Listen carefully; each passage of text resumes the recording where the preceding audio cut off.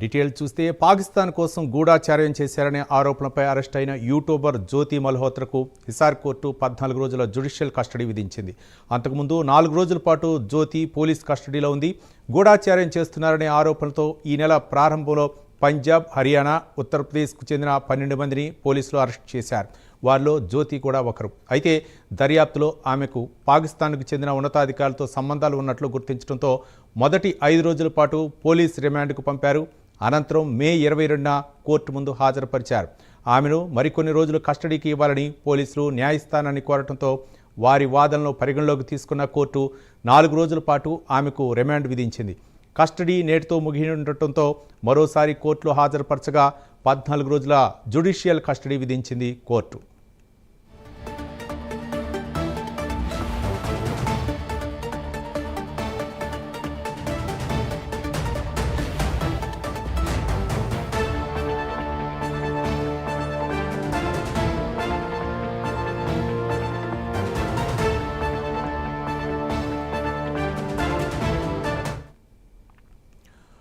పాకిస్తాన్తో గూఢాచార్యం నడిపిన వ్యవహారంపై యూట్యూబర్ జ్యోతి మల్హోత్రను పోలీసులు న్యాయస్థానాన్ని ఆశ్రయించారు. వారి వాదనలు పరిగణలోకి తీసుకున్న కోర్టు 4 రోజుల పాటు ఆమెకు రిమాండ్ విధించింది. కస్టడీ నేటితో ముగియడంతో మరోసారి కోర్టులో హాజరుపరచగా 14 రోజుల జ్యుడిషియల్ కస్టడీ విధించింది కోర్టు. దీనిపై మరింత సమాచారం మా నేషనల్ బ్యూరో చీఫ్ కళ అందిస్తారు. కళ. రవి, దాదాపు కొద్దిసేపటి క్రితము ఏదైతే జ్యోతి మల్హోత్రా పహల్గావ్ దాడి 22వ తేదీన జరిగినటువంటి దాడికి సంబంధించినటువంటి గూఢాచార్యము అంటే పాకిస్తాన్ కి సమాచారం అందించినటువంటి నేపథ్యంలో దాదాపు ఈమెని జ్యోతి మల్హోత్రా అన్నటువంటి ఒక యూట్యూబర్ ని అరెస్ట్ చేయడము, తర్వాత మనకు మే 16వ తేదీన మల్హోత్రాను అదుపులోకి తీసుకోవడం జరిగింది ఎన్ఐఏకి సంబంధించినటువంటి అధికారులు. అప్పటి నుంచి కూడా ఆమెని విచారిస్తున్నటువంటిది ఒకవైపు. అయితే దీనికి సంబంధించిన ఈమెతో పాటు కూడా దాదాపు ఒక 10 మందిని కూడా అరెస్ట్ చేయడం జరిగింది.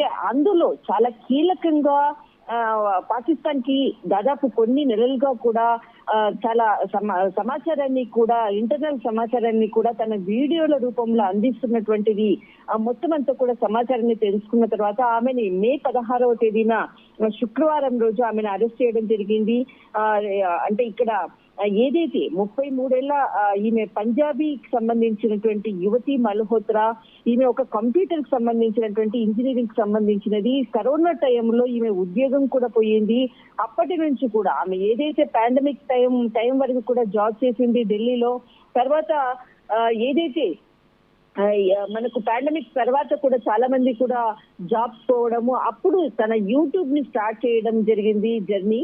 అప్పటి నుంచి కూడా ఆమె చాలా ప్రాంతాల్లో కూడా వీడియోలు చేసింది. కానీ కొంతమంది పాకిస్తాన్ కి సంబంధించినటువంటి ఎంబసీలో కొంతమంది పరిచయం కావడము, ఈమెను ఒక పావుగా ఉపయోగించుకొని పాకిస్తాన్ గూఢాచారానికి సంబంధించినటువంటి ఏదైతే ఈమెని అక్కడ ఉన్నటువంటి అధికారులు ఈమెకి ప్రత్యేకమైనటువంటి శ్రద్ధ వహిస్తూ అక్కడ ఇండియాకి సంబంధించినటువంటి సమాచారాన్ని రాబడుతున్నారు అన్నటువంటిది దాదాపు ఒక 2 సంవత్సరాల నుంచి కూడా ఈ పాకిస్తాన్ కి సంబంధించినటువంటి ఎంబసీలో ఉన్నటువంటి అధికారులకు తర్వాత జ్యోతికి ఇద్దరికి కూడా చాలా దగ్గర సంబంధాలు ఏర్పడము, తర్వాత వారితో స్నేహము, అక్కడ ఆమెకు ఒక హై సెక్యూరిటీ కూడా ఎప్పుడు కూడా పాకిస్తాన్ వెళ్ళినా కొన్ని ఇతర ప్రాంతాల్లో చైనా వెళ్ళినా కూడా కొన్ని ప్రాంతాల్లో ఆమెకి సెక్యూరిటీ విధించినటువంటి మనకు వీడియోస్ కూడా మనకి బయటపడినటువంటిది.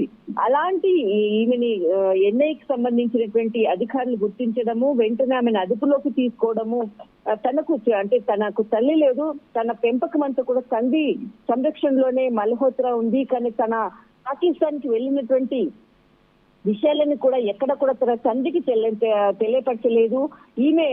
ఈమెని దాదాపు 16వ తేదీన అదుపులోకి తీసుకున్నారు. న్యూ అగస్టిన్ ఎక్స్టెన్షన్ అన్నటువంటి వాళ్ళు ఉండేటటువంటి స్థలము, ఆ ప్లేస్ లో ఆమెను అరెస్ట్ చేయడము, అప్పటి నుంచి కూడా ఈమెని మొత్తం అంతా కూడా ఇంటరాగేషన్ చేస్తున్నటువంటి సందర్భం. దాదాపు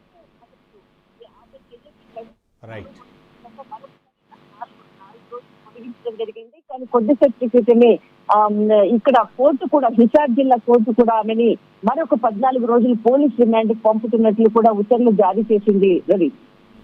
రైట్, థ్యాంక్ యూ కళ.